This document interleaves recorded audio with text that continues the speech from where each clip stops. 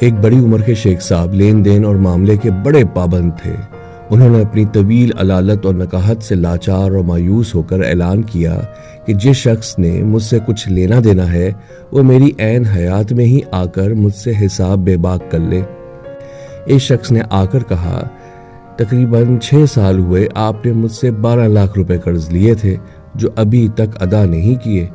شیخ صاحب نے کہا، آپ کا مطالبہ بالکل صحیح اور درست ہے، لہٰذا میں فلاں فلاں شخص کے نام آپ کو مختار نامہ لکھے دیتا ہوں۔ اس نے بھی تقریباً 5-6 سال ہوئے مجھ سے 15 لاکھ روپے قرض لیے تھے جو ابھی تک ادا نہیں کیے۔ آپ اس رقم سے اپنی رقم وصول کر کے بقایا رقم میری طرف سے خیرات کر دینا۔ یار حد ہو گئی ہے۔